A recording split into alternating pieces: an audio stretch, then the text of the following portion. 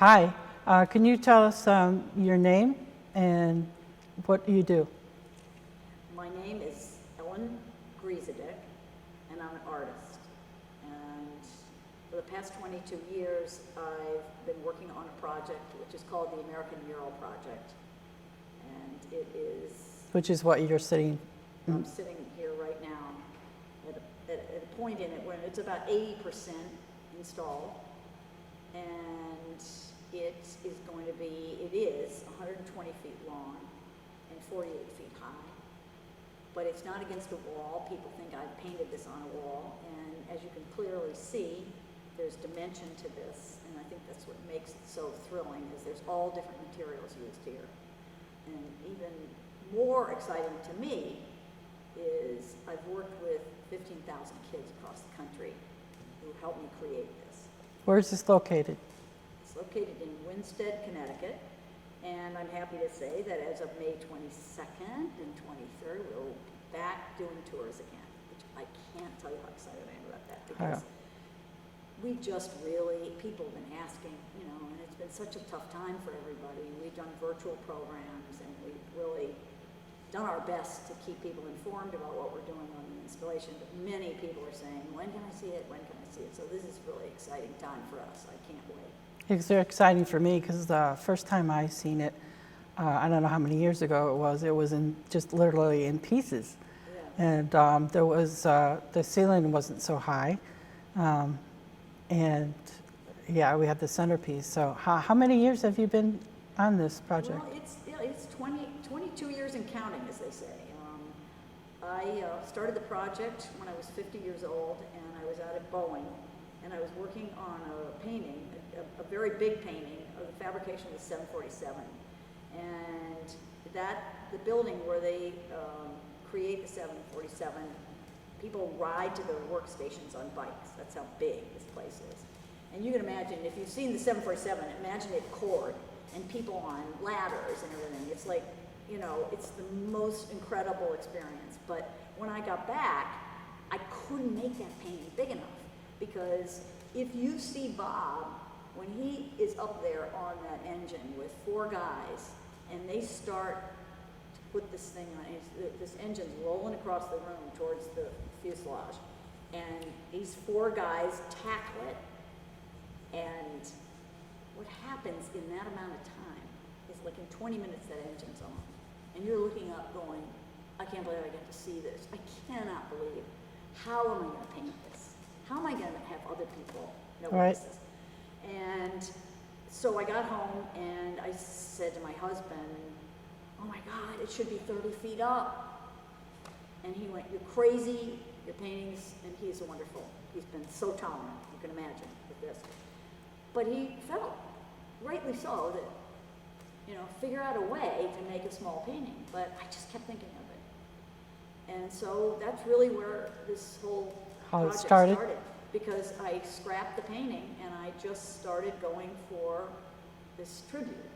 And it also, at the same time, our kids were growing up and they were really unaware of work going on around them. And I've often said, they were clueless. And I realize how wrong that statement is. They weren't clueless. They're not clueless kids. They're really amazingly clued up. But they were all so occupied with things that were going on in their lives, schoolwork, whatever, but they didn't look at the farmer. They didn't look at the roofer.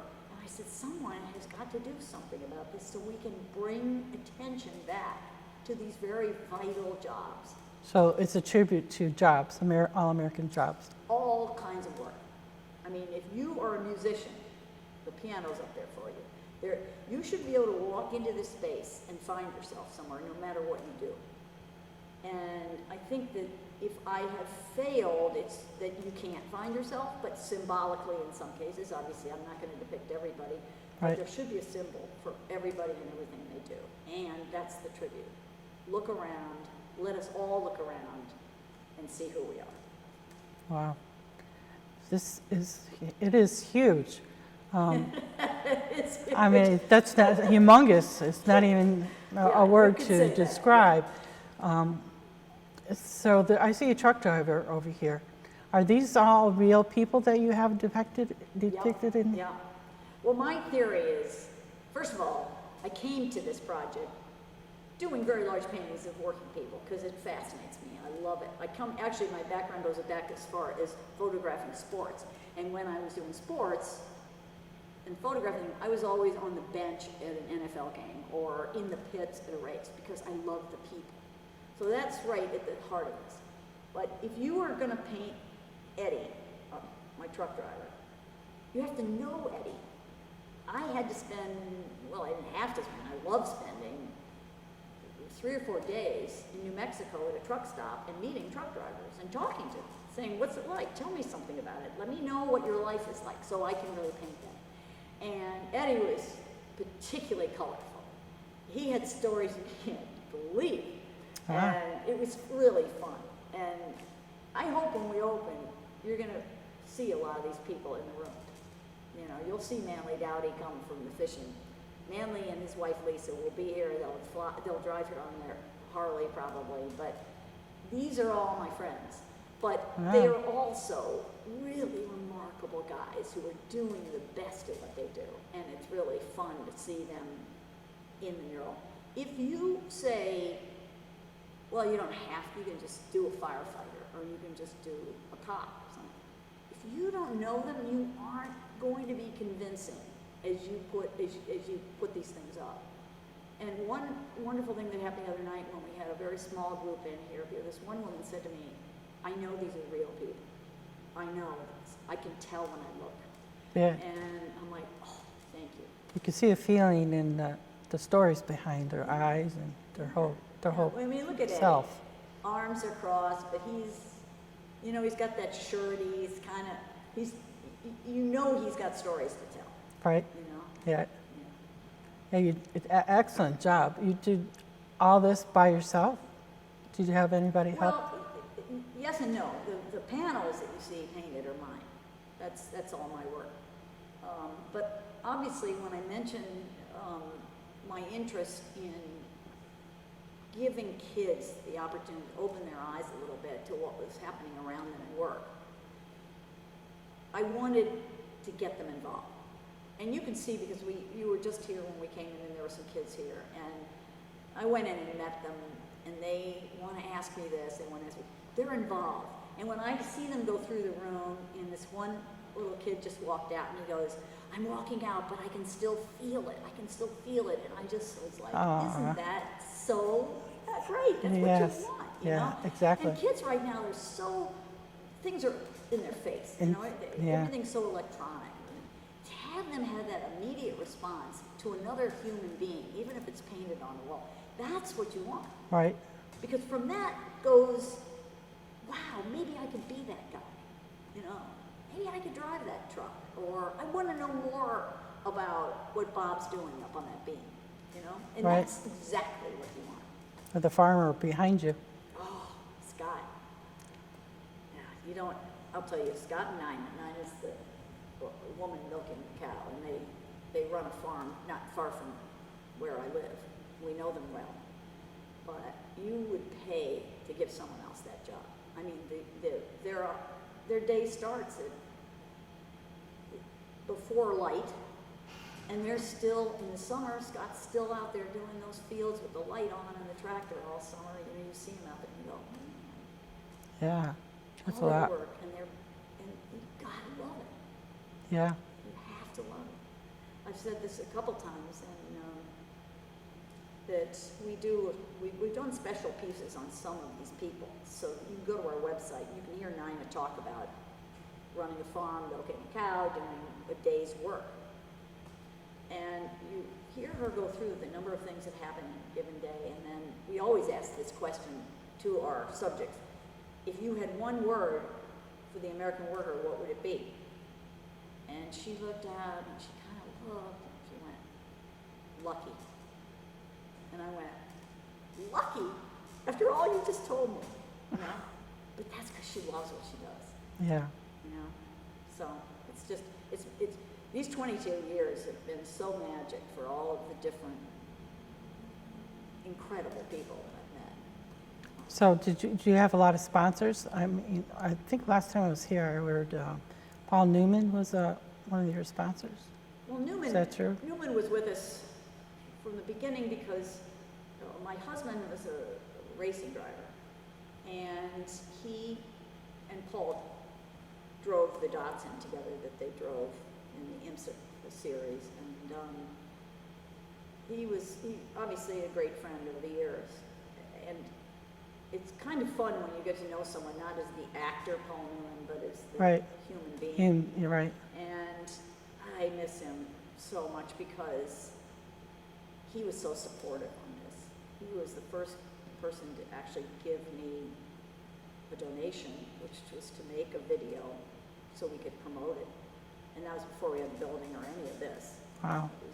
And he really believed in it, and I wanted to put it in an old mill because look at how you feel when you're in this space. Yeah. You know? I mean, it's magic in here. This is Sandra Boynton, and my friend, I love her. She walked in and she said, "This is a cathedral of steel and brick." You know, it's gorgeous. But these are America's cathedrals. They are. This is the finest architecture we have, and every time we lose a building like this, it just, because we're not going to build them like this again. No. You know, you No. look at the brick point, and you look at anything on any of these old mills, and you just, makes you weep. Yes. You know? So that's one of the reasons why everything here is exposed. I want people to see, the granite and the brick, Yeah. and then if you double that and say, okay, let's see the work that was done in here to create this. They had to take the roof off, they had to take the floors out. They had basically demoed the whole space except for the 4 walls. Then they had to dig down and do all the footing drains, and the amount of work involved in getting this. This was just a soaking, desperately dark basement. And look, there's not obviously there's not a bit of water in here. But what happens when you have people that are that dedicated, and then you start to see the work they're doing. I don't care if it's the HVAC guys or the carpenters or whatever, you go, let's not cover that up. So when they started to talk about covering certain things like the electrical lines, I said, don't. They're beautiful. They're almost like a pipe organ, all those lines. They're gorgeous. You're right. And I think what's wonderful is people walk in here and they see the steel beams. They see those lines. And that just sort of glorifies this tribute. The evidence is here all around you. You can't miss it. Yeah. So. Can you tell us more about, like, this? I see a rocket ship here. That's awesome, the way you have that. What did you use to make the flame? I love the 3-dimensional pieces. They offer the possibilities are endless with them because it's sort of a 2-part resin, and you mix them together, and then you do different things to make certain of these wonderful colors and everything. I threw a lot of different paints in them, and I threw my friend John Jacquier.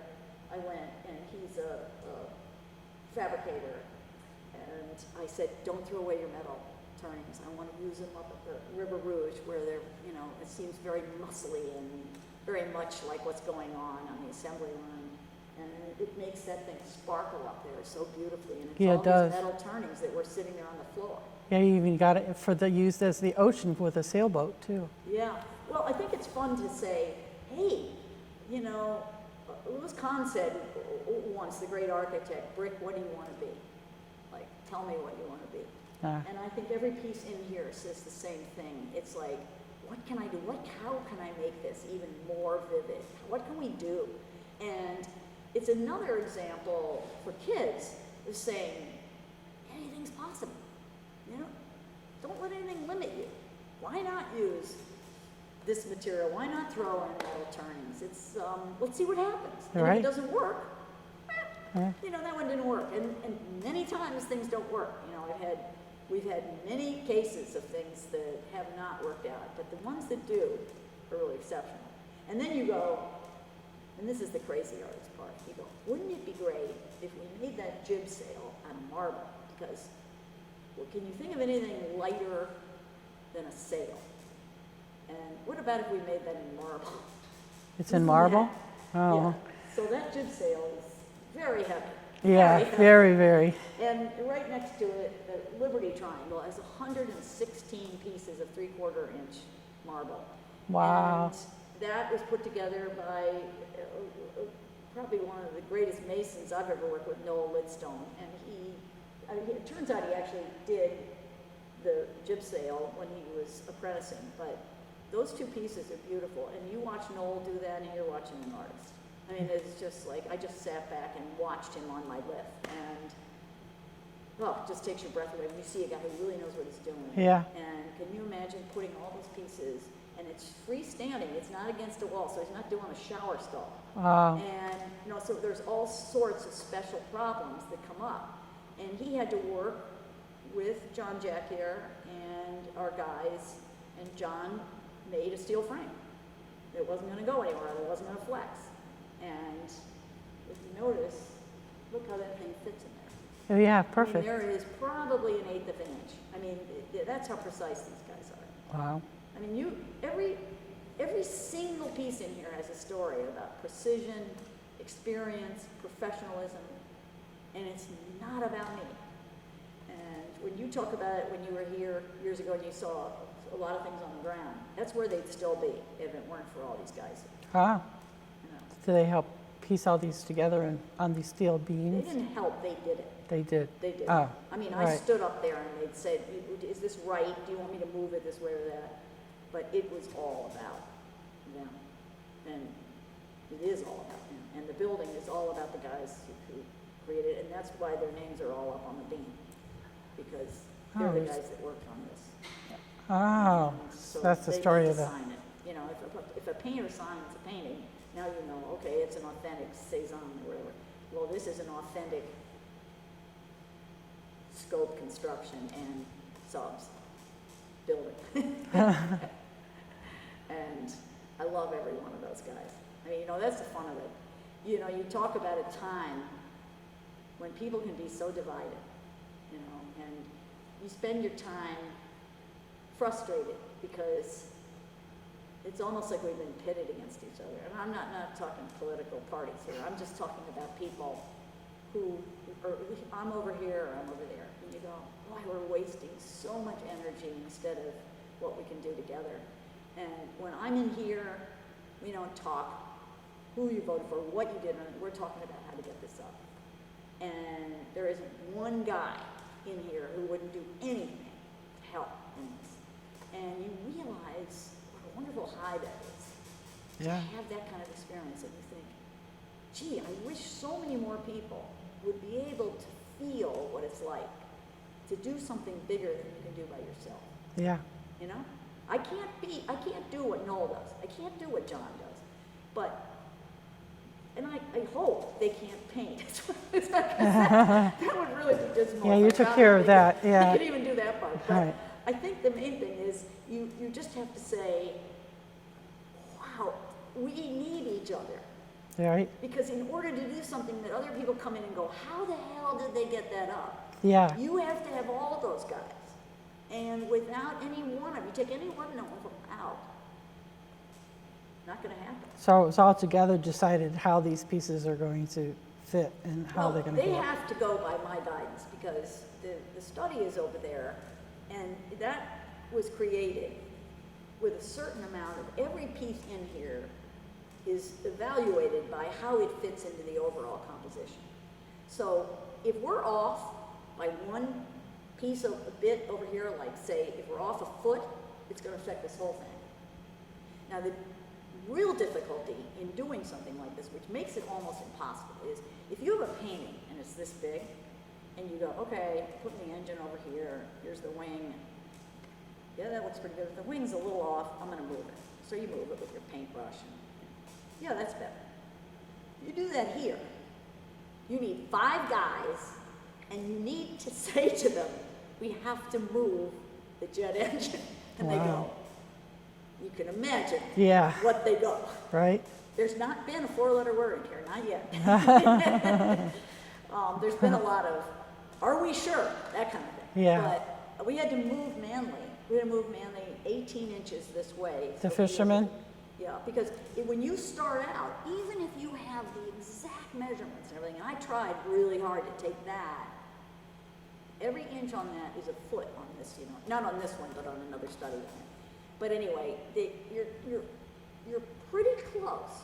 But the first pieces, you're very, I think here, Right. as more pieces come in and you go, oh my God, the stealth's not fitting or whatever, now you have to move things a little to get them more perfectly aligned.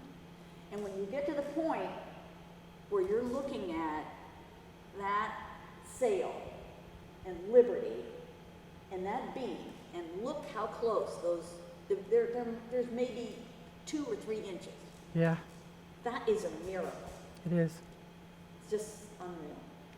I mean, it's just I come in here a lot when I'm by myself and I just sit down and I just can't get enough of it. I just want to cry. It's just like, oh my God, what these guys have done. Yeah.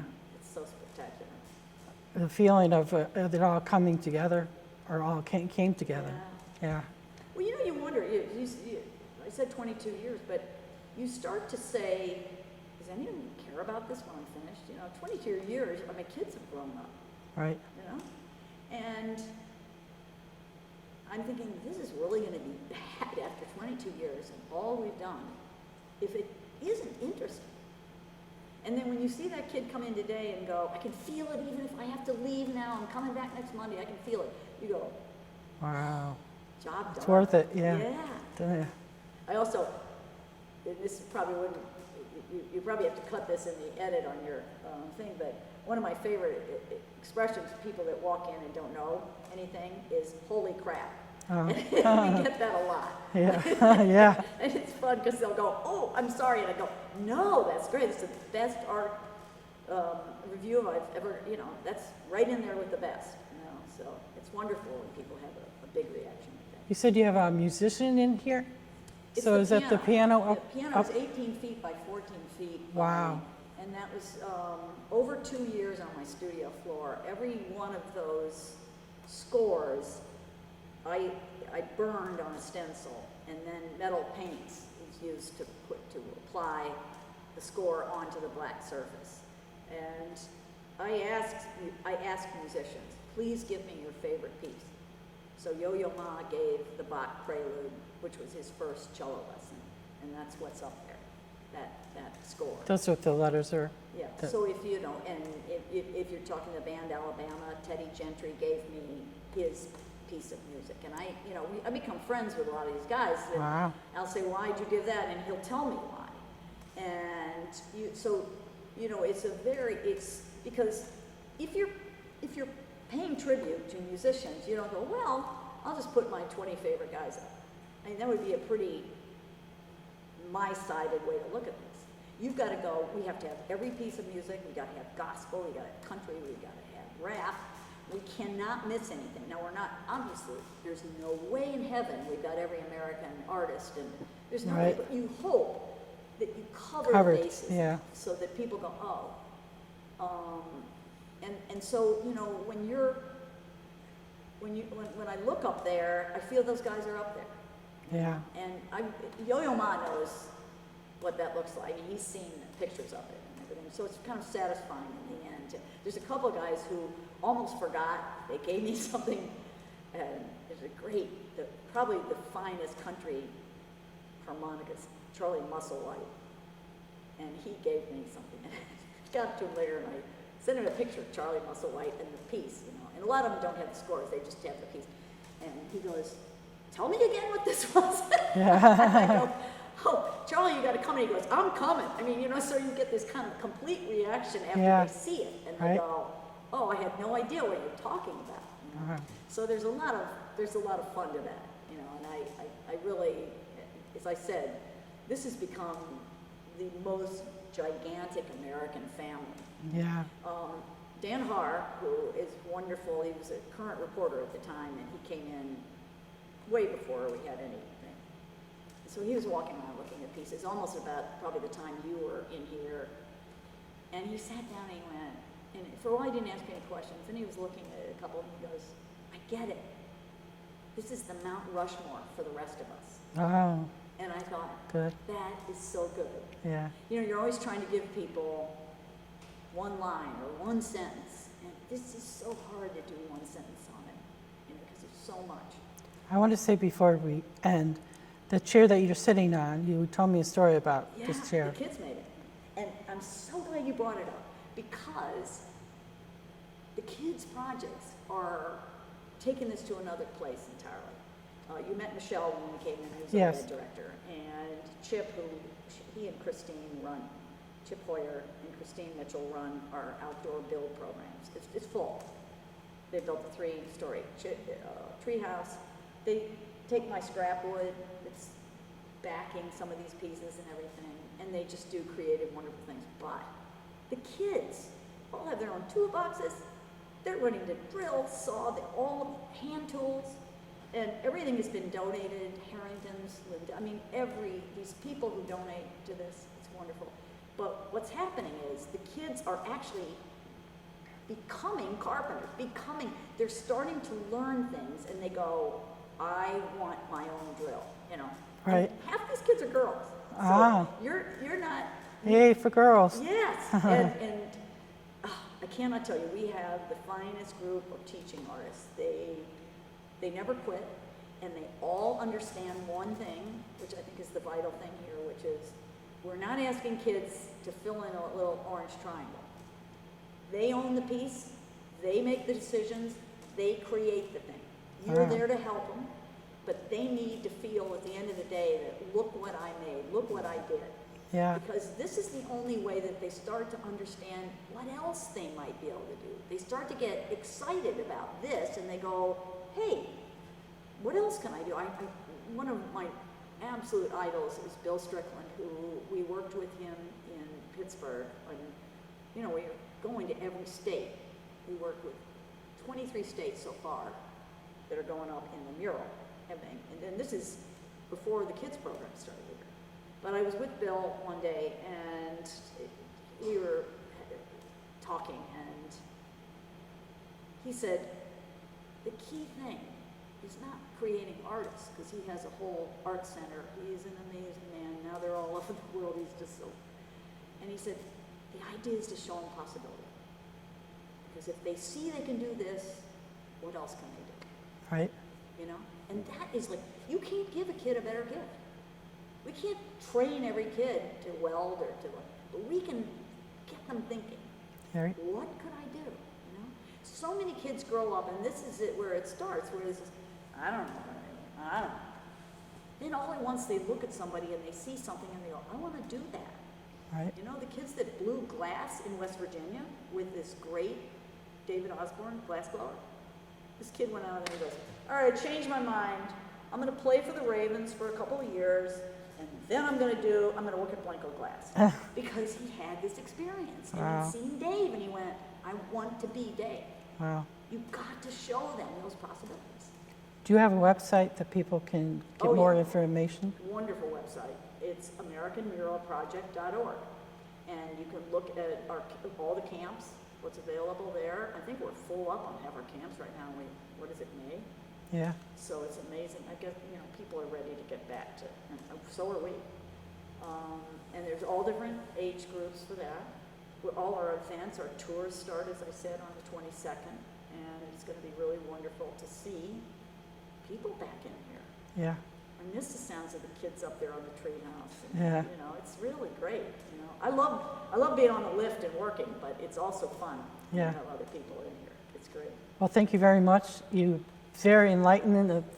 I can't say how much awesome it is, if that's a word, of seeing this mural project that Well, you've you know, done. I think one of the most gratifying things is the fact that I have not yet had anyone come in here and say, yeah, it's okay.